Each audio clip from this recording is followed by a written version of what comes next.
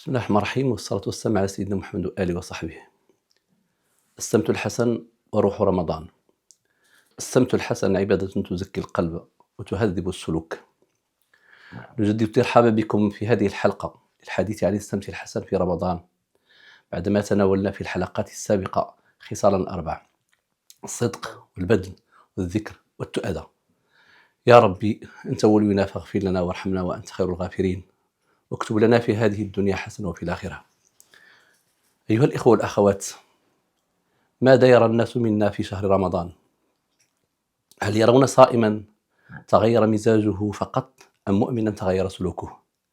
هل يرون أجسادا جائعة أم قلوبا ألين ووجوها أهدى وكلمات صدق؟ رمضان لا يقاس نجاحه بعدد الركعات، بل بقدر ما يهذب السمت ويجمل الخلق. في رمضان يمتحن الإيمان في الأسواق والبيوت، في الزحام والاختلاف، في الغضب والصمت. فيكون المؤمن في رمضان دعوة تمشي على الأرض، بسمته قبل كلامه، بأخلاقه قبل مواعظه. ومن هنا تبرز قيمة الصمت، ذلك المفهوم الذي يجمع بين صفاء الباطن وجمال الظاهر. السمت الحسن ليس مظهرا شكليا ولا تصنعا اجتماعيا، بل هو هيئة المؤمن الظاهرة التي تعبر عن استقامة باطنه.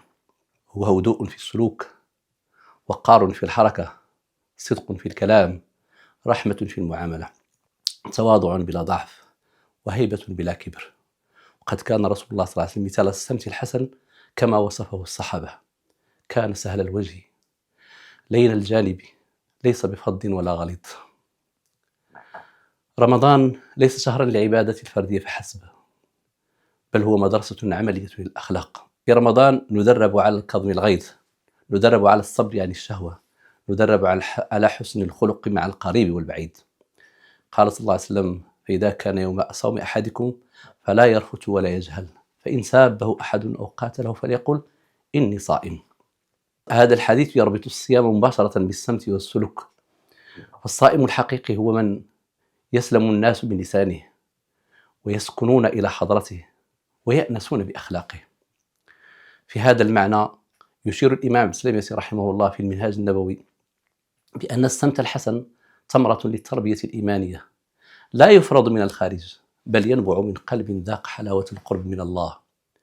وإن السمت الحسن زيال الفتنة سلوكا وأخلاقا، كما أن المظهر الجميل من مكملات الدعوة.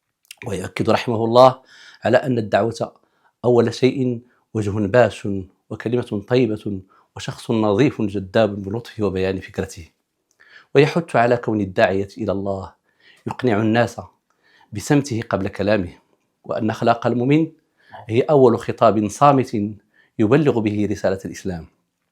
لذلك كان من معالم المنهاج النبوي الجمع بين الإحسان في العبادة والإحسان في المعاملة. من السهل أن نعدد مظاهر السمت، لكن الأهم أن نعيشها، ومن أبرزها في رمضان البشر والكلمة الطيبة، الصبر على الأهل، اللين عند التعب والجوع، الوقار في العبادة، الرحمة بالناس. ختاما، إذا أردنا أن نختبر صدق صيامنا في رمضان فلننظر إلى سمتنا وأخلاقنا، فلنخرج من هذا الشهر ب3 عزمات: أن يكون لنا ورد ثابت من الذكر، لأن القلب إذا صلح السلوك. أن نكف آذانا ونلين كلامنا، ونجعل الصيام حاجزا بيننا وبين الغضب والخصام. أن نحمل من رمضان سكينة لا تنقطع بانقضائه، ووقارا لا يزول بزوال أيامه. فإن بقي السمت الحسن بعد رمضان فقد نجحنا. وقد قيل: كن دعوة تمشي على أقدامها، فالفعل أبلغ إن تكلم ملهم. اللهم اجعل صيامنا تزكية، وسمتنا هداية، وأخلاقنا دعوة صامتة إليك، والحمد لله رب العالمين.